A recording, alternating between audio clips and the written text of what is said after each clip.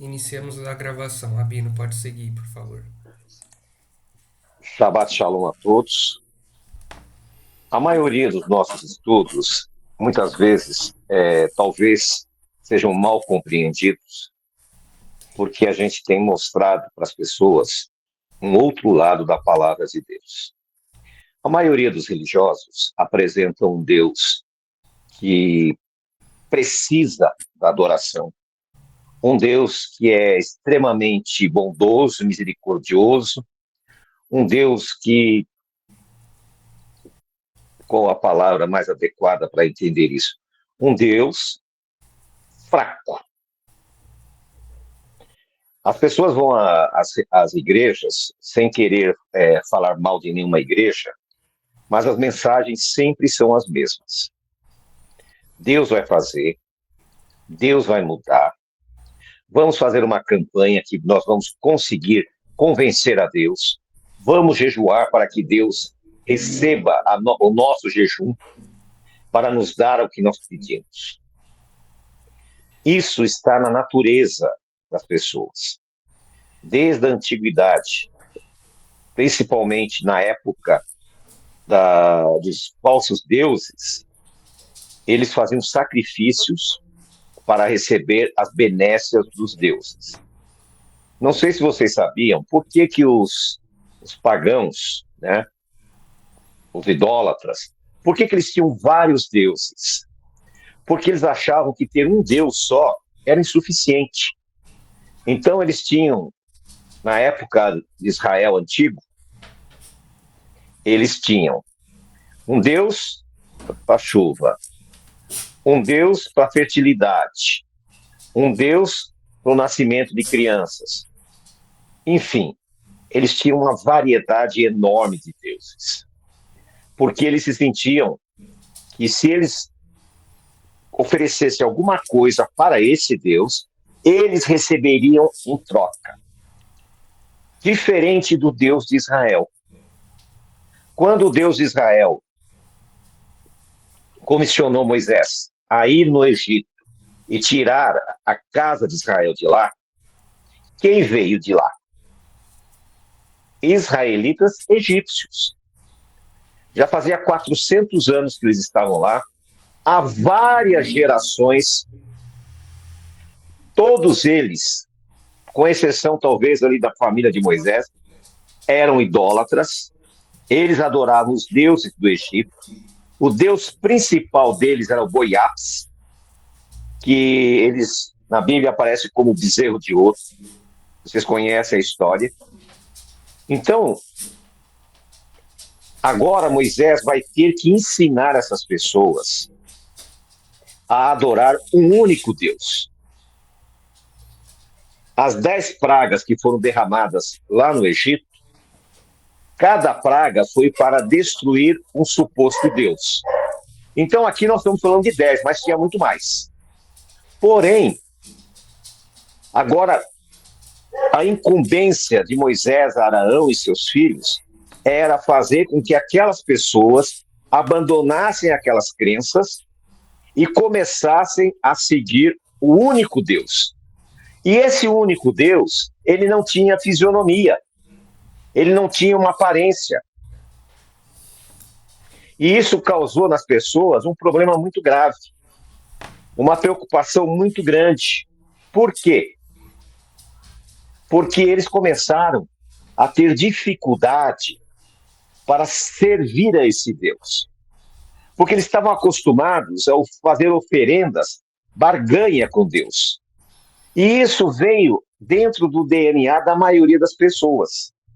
Lembra que eu falei que eles estavam há 400 anos.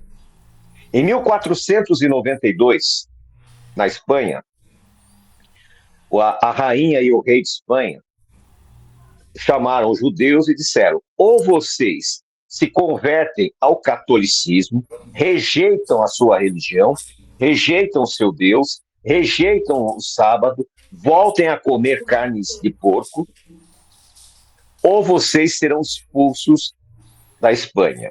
Vocês vão perder todos os seus bens.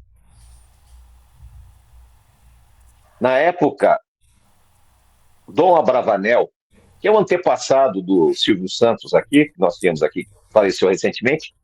Dom Abravanel era o ministro da Fazenda. A Espanha estava falida. E Dom Abravanel disse à Espanha, se a Espanha permitisse que os judeus continuassem vivendo como pessoas normais, seguindo a sua religião, ele pagaria a dívida externa da Espanha. Mas o que aconteceu? A Espanha tomou o dinheiro dele e aqueles que aceitaram a conversão, que são chamados cristãos novos ou marranos, esses permaneceram na Espanha. Os que não aceitaram foram expulsos da Espanha. Uma grande parte deles foram a Portugal. E lá em Portugal, eles ficaram durante algum tempo. Porém, houve um casamento entre espanhóis e portugueses da realeza, e agora chega novamente a ordem para que eles se convertessem ao catolicismo. Muitos deles se converteram, porém, enganosamente, disseram que se converteram. E eles, qual foi a solução para essas pessoas? Virem para as Américas, que estavam recém-descobertas. Muitos deles vieram para o Brasil, outros foram para a América Latina, atual América Latina. Eram chamados de marranos. Marranos é porcos. E esses adotaram nomes dos portugueses, né? Nós temos até uma lista de nomes de descendentes de judeus. Porém, já passou 500 anos. E a maioria deles, os seus pais, os seus tataravós, se esqueceram ou não queriam falar para os seus filhos que eles eram judeus. Porque a Inquisição, você tem uma ideia, a Inquisição foi até 1890, mais ou menos. Aqui no Brasil, a Inquisição foi muito pesada. Na Praça da Sé, José de Anchieta, o padre José de Anchieta, enforcou ali pessoas judias que eles diziam ser cristãos, descobriram que eles não eram cristãos. Como é que eles faziam? Eles perseguiam, como é que eles descobriam que era um judeu disfarçado de cristão católico? Pelos seus hábitos. Se ele não trabalhasse o sábado, esse é um judeu. Se ele não comesse carne de porco, esse é um judeu. Se ele não fosse na igreja, esse é um judeu. Se ele não beijasse o pé da santa, esse é um judeu. E aí o que os judeus começaram, então, a ter algumas artimanhas? Eles ficavam observando se na sexta-feira... Isso, perfeitamente. Eles ficavam observando se na sexta-feira as mulheres judias, as mulheres em si, lavavam o arranjo de cama. Porque as portuguesas não faziam isso, mas as judias faziam, para entrar no Shabat com roupa limpa na cama. Eles observavam o jeito que as mulheres varriam. Se elas varriam da porta da sala para a porta da cozinha, é judia. Se varresse da porta da cozinha para a porta da sala, era católico. Por quê? Porque elas varriam desse jeito por causa da mezuzá que ficava na porta. Aí você fala, mas eles descobriram então que tinha mezuzá? Qual foi a estratégia desses judeus que se passavam por católicos? Eles colocaram uma imagem da santa na porta. E no pé da porta, dentro da santa, eles colocaram uma mezuzá. Tem uma expressão muito usada, a santa do pau oco. Por quê? A santa, eles faziam um buraco e colocavam a mezuzá. Daí que vem a expressão, a santa do pau oco. E ali eles passavam e beijavam a mezuzá, e as pessoas dizem, nossa, que católico, né, dedicado. E assim, só que com o passar das gerações, eles foram esquecendo e se perdendo. Na virada do século XX, muitos desses descendentes de judeus, que não tinham muita afinidade com os católicos, acabaram sendo cooptados e convertidos às igrejas protestantes, né?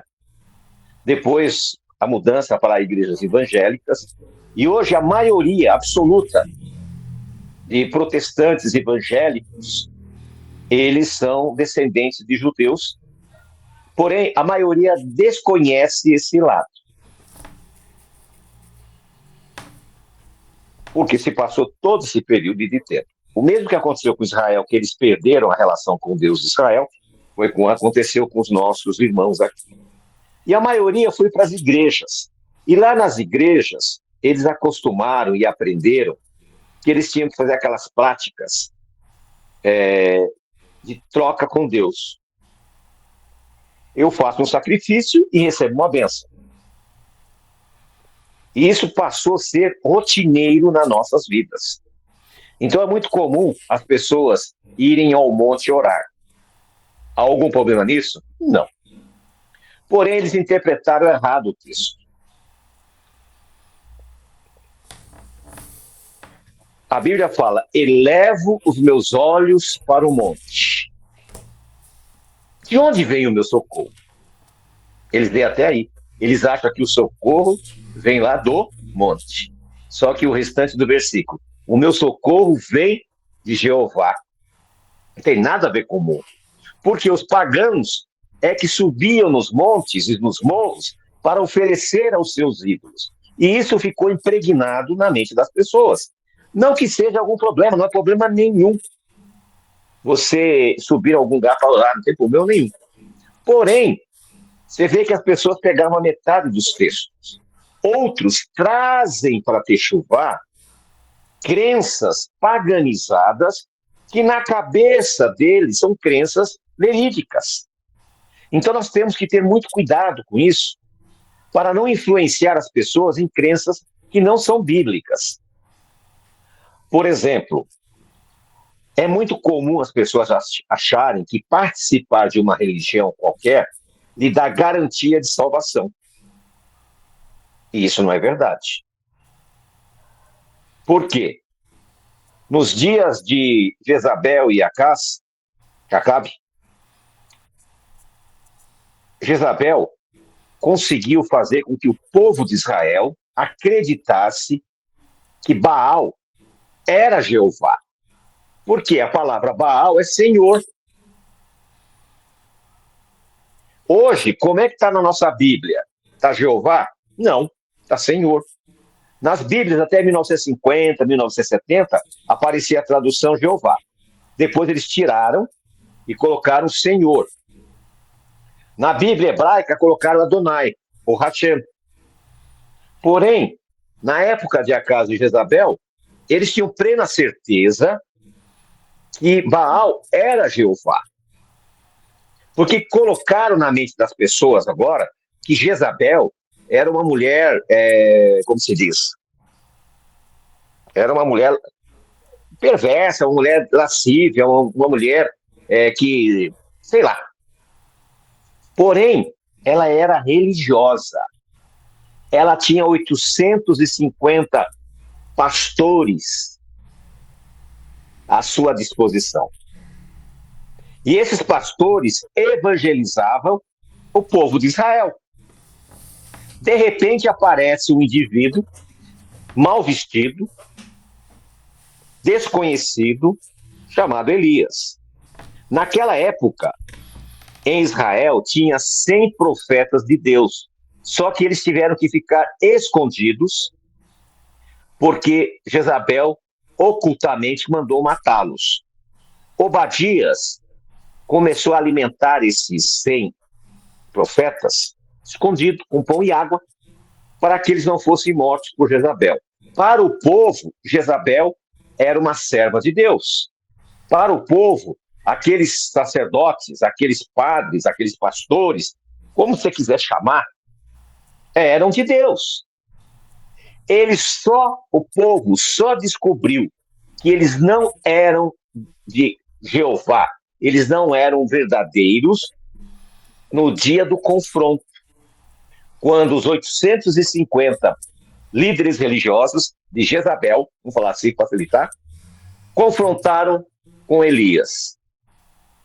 Vocês conhecem a história. Eles ficaram o dia todo lá, gritando, se rasgando, se escabelando, e não desceu fogo do céu sobre o altar deles.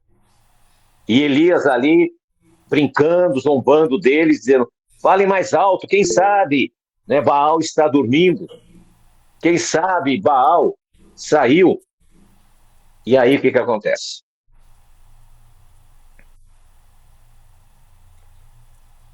Acontece o pior. Não aconteceu de descer o fogo sobre eles. Aí, quando Elias fez a oração, o altar de Elias, além de estar ali todo molhado, desceu fogo do céu e consumiu tudo. Foi aí que os israelitas acordaram para a vida. E isso vai acontecer agora no futuro. Hoje, a maioria das pessoas pensam que essas congregações, essas sinagogas, esses lugares, igrejas e etc., é a casa de Deus. Mas vai haver um dia que eles vão ver a diferença entre os que servem a Deus e os que não servem. Filha, você levantou a mão ou foi por engano? Evelyn, você levantou a mão ou foi por engano? Acho que foi por engano. Continuando. A mesma coisa vai acontecer. Por que vai acontecer? Porque hoje as pessoas vão nas suas congregações, nas suas igrejas, existem mais de 100 mil denominações diferentes. E aí o que acontece? As pessoas têm plena consciência que aquela congregação é a verdadeira. Ninguém diz, nem eu, a minha é falsa. Óbvio que não. Porém, como é que nós vamos distinguir o que é verdadeiro e o que é falso? Jesus, Yeshua, nos ensinou como detectar isso. Primeira coisa, já é conhecido de nós, de todos, né?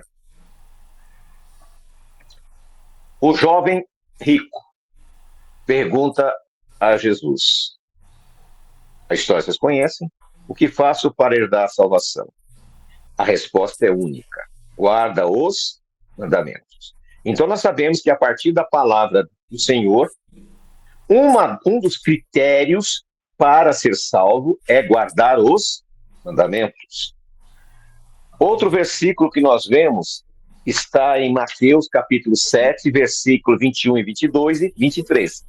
Ali, Yeshua diz que naqueles dias, nos nossos dias, espero, ou talvez dos nossos netos, não sei, muitos dirão naquele dia, nós fizemos milagres em teu nome, nós curamos, nós ressuscitamos. E aí Yeshua diz, e eu vou dizer na cara de vocês, apartai-vos de mim, vós que sois contra a lei. Em grego, a palavra contra a lei é anomia. A palavra a grega é não, nomia, lei. Vós que sois contra a lei. Porém, na Bíblia Almeida e na maioria das Bíblias, o que eles colocaram? Vós que praticais a iniquidade. A palavra iniquidade não tem nada a ver com anomia. A palavra em grego, iniquidade, é asebes, alguma coisa assim. Não sei nem a pronúncia direito. Porém, em hebraico, iniquidade é rachá. E contra a lei é pachá. São palavras parecidas que as pessoas traduziram.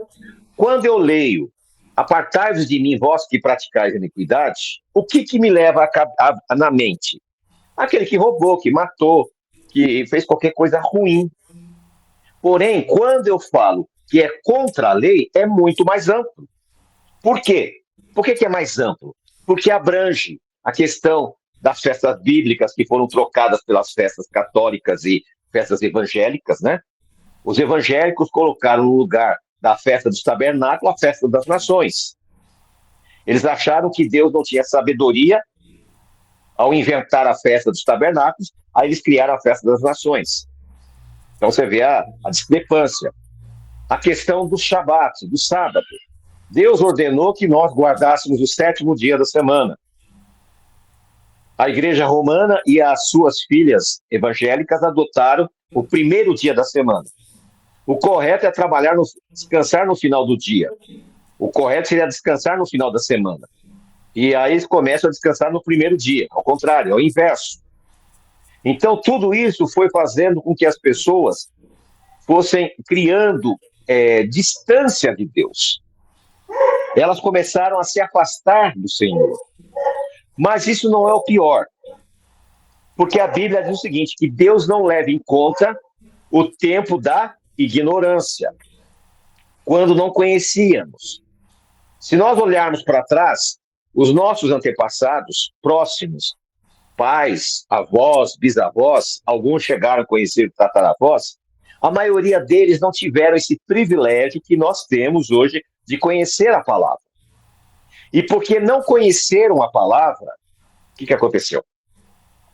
Eles não podem ser julgados e condenados por uma coisa que eles conheceram. Porém, hoje as pessoas conhecem, não tem quem não saiba a diferença entre sábado e domingo. Até algumas igrejas evangélicas, né, que adotaram o 7º dia, é um exemplo para as pessoas, para chamar a atenção. Porém, o que acontece? Nós somos levados a crer que a iniquidade não tem nada a ver com isso, não tem nada a ver com sábado, não tem nada a ver com alimentação, não tem nada a ver com festas bíblicas. Por isso que nós temos que fazer um detox espiritual.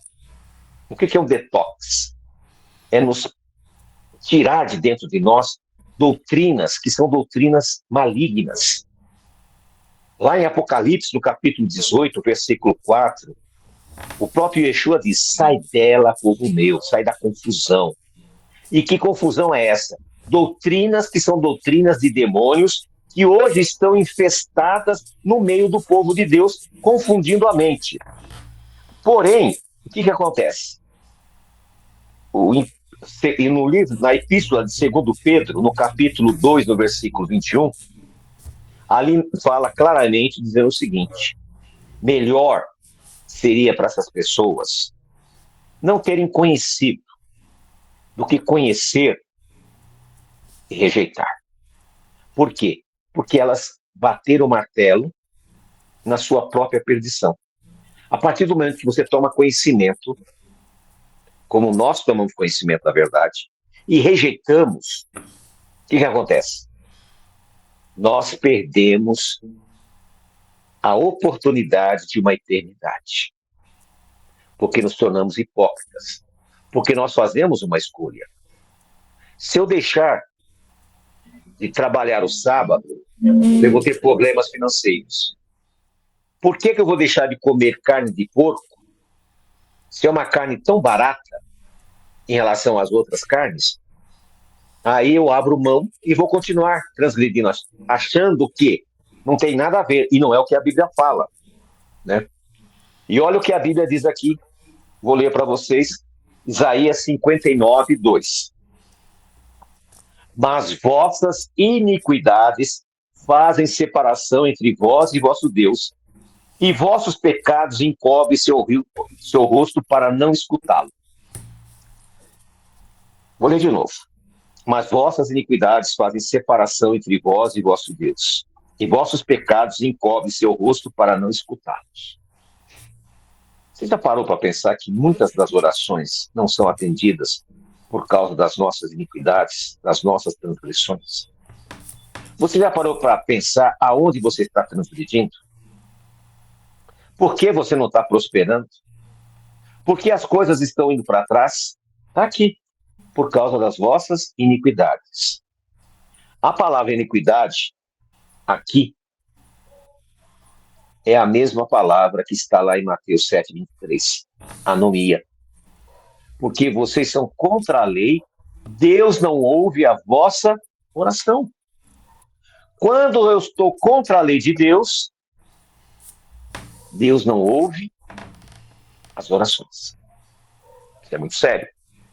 Nós temos também os Salmos, capítulo 81, versículo 11 e 12. Mas meu povo não ouviu a minha voz, e Israel não quis me obedecer. Perdão. Portanto, entregá-lo-ei à dureza do seu coração. Caminharam segundo os seus próprios conselhos. Não quiseram ouvir Deus. Como que nós escutamos Deus? Através da palavra. Nós vemos também em Deuteronômio, capítulo 31, versículo 11 e 12.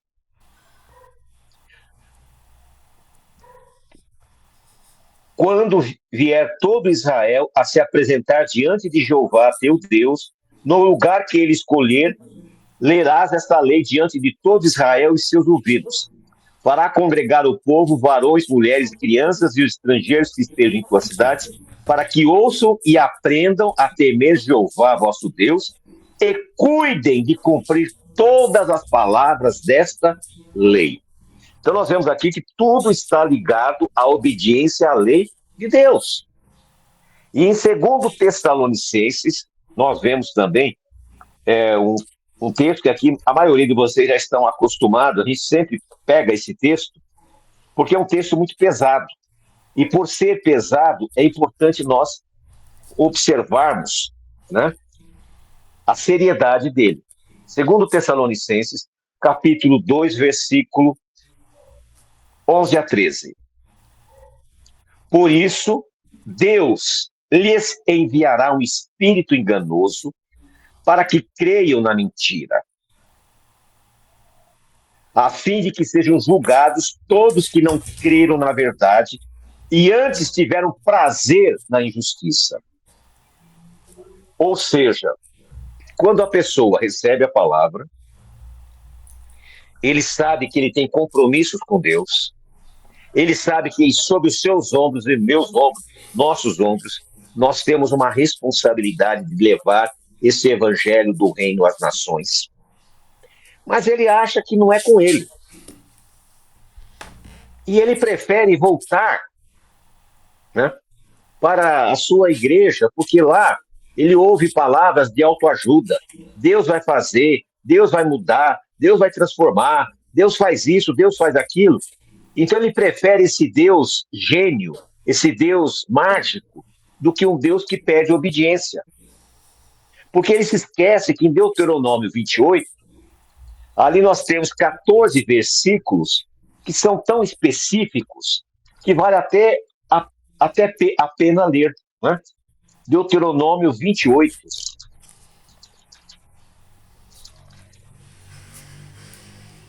Do versículo 1 ao 14. E acontecerá que se ouvires atentamente a voz de Jeová teu Deus, para guardar e cumprir todos os seus mandamentos que hoje eu te ordeno. Também Jeová teu Deus vai exaltar-te sobre todas as nações da terra. Uma das condições para sermos exaltados, qual que é? Guardar os mandamentos. Virão sobre ti todas essas bênçãos e te alcançarão, se ouvires a voz de Jeová teu Deus. Quando a pessoa guarda os mandamentos, Deus vem até ele. Tá? Bendito será tu na cidade, e bendito será no campo. Na cidade você vai ter o seu negócio e vai ser próspero. No campo, a sua propriedade vai gerar alimentos e vai ser próspero. Bendito o fruto do teu ventre. Seus filhos serão bênçãos. O fruto da tua terra, o fruto dos teus animais, a cria das tuas vacas e os rebanhos das tuas ovelhas. Bendito serão o teu cesto e a tua amassadeira. Bendito será ao entrar e bendito você vai sair ao sair. Jeová derrotará teus inimigos que se levantarem contra ti. Ou seja, todas aquelas pessoas que se levantarem contra ti, não é você que vai lutar contra eles. É o próprio Jeová. Por um caminho sairão contra ti, e por 7 caminhos fugirão diante de ti. Jeová te enviará a sua bênção sobre teus celeiros, e sobre tudo que colocasses a mão, e te abençoará na terra que Jeová teu Deus te dá. Jeová te estabelecerá por seu povo santo, como te jurou, se guardares os mandamentos de Jeová. A condição é guardar os mandamentos. Teu Deus, e andarás em seus caminhos, e verão todos os povos da terra que o nome de Jeová é invocado sobre ti, e temerão.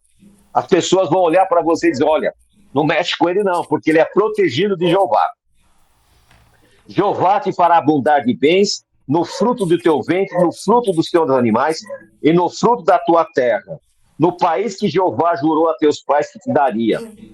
E Jeová te abrirá o seu bom tesouro, o céu para enviar a chuva à tua terra em seu tempo, e para abençoar a tua obra de tuas mãos, e você vai emprestar a muitas nações, porém tu não vai pedir emprestado.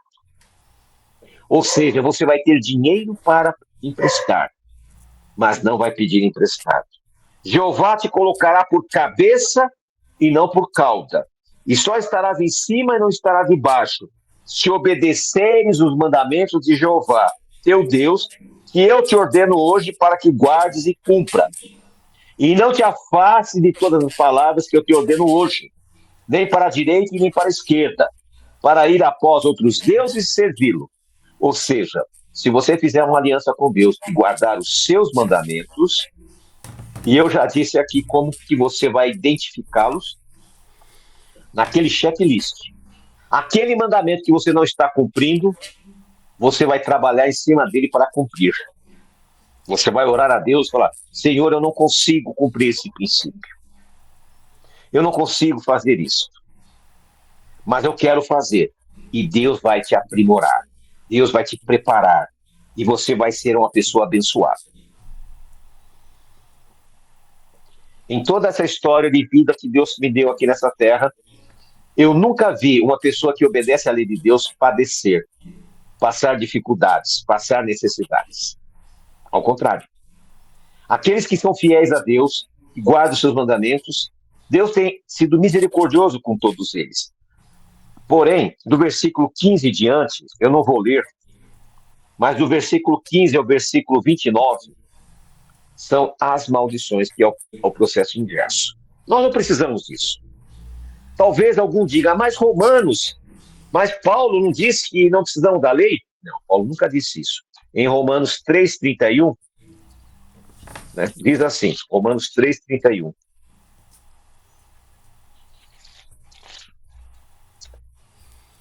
Invalidamos a lei por meio da fé? De maneira alguma. Antes nós estabelecemos a lei. Em Apocalipse 14:12. Aqui está a sabedoria. Aqueles que guardam os mandamentos de Jeová e têm a fé em Jesus. Só é sábio quem guarda os mandamentos de Jeová e tem a fé em Jesus. Talvez você diga, mas eu tenho fé em Jesus. Mas não guarda os mandamentos, você não é sábio. E você não está na aliança. Aí nós vamos para Apocalipse 22:14. Bem-aventurado que guarda os mandamentos de Deus, pois terão direito a comer da árvore da vida e entrar na cidade pelas portas. Em outras palavras, não adianta você fazer campanha, não adianta você fazer propósitos, nada disso. Basta você guardar os mandamentos. E você vai alcançar graça aos olhos de Deus. Podemos até abrir espaço aqui para esses irmãos, mas não vamos fazer isso em respeito a outros. Mas aqueles que têm cumprido a lei de Deus na sua íntegra, em todos os princípios, eles têm prosperado, mesmo numa geração como a nossa, de tanta dificuldade. Aqueles que têm abençoado a obra de Deus, porque quando eu falo em abençoar a obra de Deus, não é abençoar a minha vida. Eu não vivo disso. Eu tenho a minha casa, que Deus me deu, eu tenho o meu trabalho, eu tenho os 2 imóveis que eu alugo, e tudo isso é fruto das bênçãos de Deus. Tenho 63 anos, faço 64 anos agora, em setembro. Nunca deixei de servir a Deus. Nunca trabalhei um Shabat. E nunca me faltou. Não sou rico, mas tenho uma vida tranquila. Mas quando eu falo em abençoar a obra de Deus, nós temos que abençoar porque nós precisamos levar esse evangelho do reino a outras pessoas. E é impossível nós levarmos esse evangelho do reino se nós não nos ajudarmos. E como nós podemos ajudar? Através de oração, através da presença na congregação. Aqueles que podem vir e não vêm, pecam. Por quê? Porque as pessoas olham e falam, isso aí não deve ser bom não, porque não tem ninguém, está vazio. Até nisso é pecado. Quando você retém as ofertas e os dízimos que não lhe pertencem, a maldição vem e tira de você. Ou o carro quebra, ou a doença, porque esses recursos, a sua presença ajuda a evangelizar as pessoas. Então pense nisso. Se você não quer ter um compromisso com Deus, não tenha. É uma opção que você tem. Não perca o seu tempo. Como disse Pedro, melhor você não ter conhecido do que conhecer e ignorar. Então, comece a refletir na sua vida. Aqueles mandamentos que você está ignorando, pergunte ao Senhor. Senhor, o que eu faço para ser uma pessoa honrada na tua presença? O que eu faço para repreender o devorador que tira o meu sono? Porque não é só dinheiro, não estou falando de dinheiro. Você já percebeu que muitas pessoas têm insônia? É o devorador que está comendo o sonho dele, a tranquilidade. Por quê? Porque ele poderia estar levando pessoas ao altar do Senhor. Mas a vida dele é tão repleta de atividades que Deus sempre fica em segundo ou terceiro plano. O devorador está devorando a sua saúde.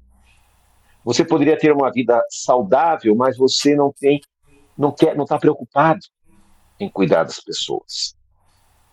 Por isso, meus irmãos, pensem bem. Tudo que nós lemos hoje, aqui, tudo gira em guardar os mandamentos de Deus. Se você não está disposto a cumprir, não tem problema nenhum. Você pode ir embora. A maioria que passou aqui já foi embora.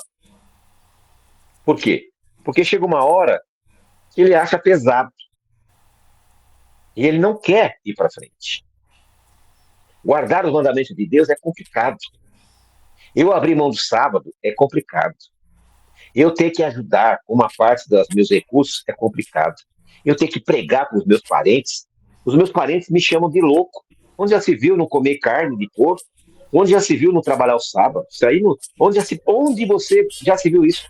Então as pessoas começam a se omitir. Então não adianta.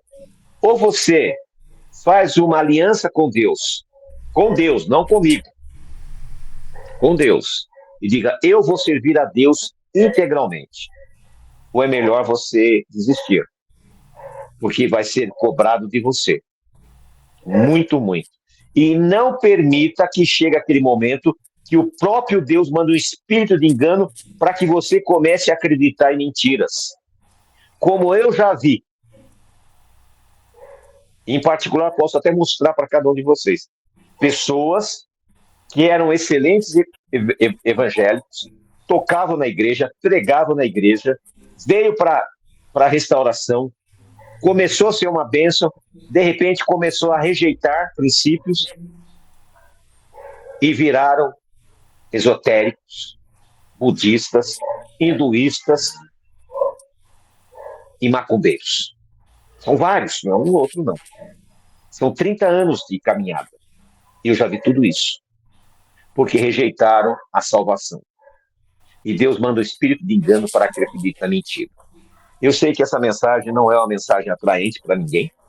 É uma mensagem pesada. Mas foi o que eu pedi a Deus. Eu não sabia o que falar hoje. Porém,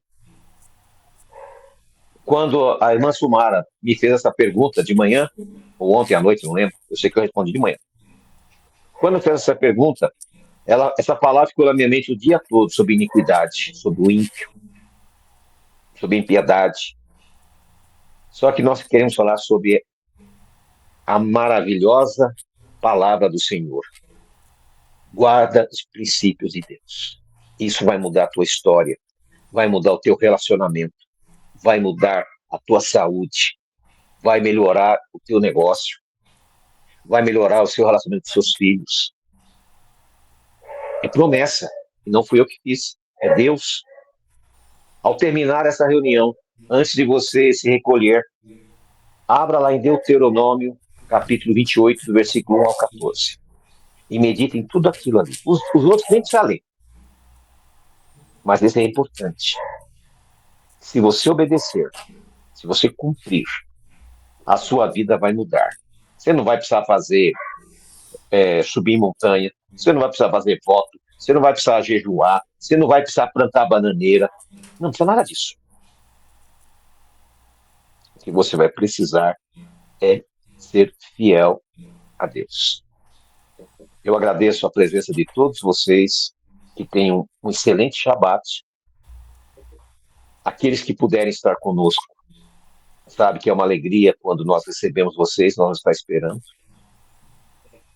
Aqueles que não puderem, se for motivo justo, que Deus os visite também. E aqueles que puderem e não quiseram vir, que Deus tenha misericórdia. Vamos orar. Senhor nosso Deus, nós queremos agradecer por esse momento que passamos com os teus filhos, que a tua bênção alcance todos eles, que o teu Santo Espírito visite-os, abra as suas mentes, que a soberba que existe entre nós seja derribada em nome de Yeshua, que a humildade que deve surgir do nosso coração seja a nossa dia a dia, o nosso dia a dia. Visita-nos, Senhor. Tende misericórdia do teu povo. Quero também pedir pela família daquela senhora que veio a falecer, que a Cristiele falou, que Deus conforte essa família, que Deus tenha misericórdia dessa senhora, para que, Senhor, ela possa ser recebida pela tua misericórdia. Quero pedir também, Senhor, pela nossa saúde, pela saúde dos teus filhos aqui. Quero pedir para aqueles irmãos que estão com dificuldade no seu trabalho, abre as portas dos céus, derrame bênçãos sem medidas. Aqueles negócios que estão ali amarrados, que não estão resolvidos, Senhor. Dá uma solução. Nós pedimos tudo isso, não que haja mérito em nós, mas através dos méritos de Yeshua. E o Senhor te abençoe e te guarde. Que o Senhor faça resplandecer o seu rosto sobre ti e tenha misericórdia de ti. Que o Senhor sobre ti levante o seu rosto e te dê shalom. Amanhã às 17h30, online, às 17 horas, estamos iniciando aqui, cantando os hinos, louvando a Deus. Infelizmente não podemos gravar, porque as pessoas, o Facebook corta. Shabbat shalom a todos.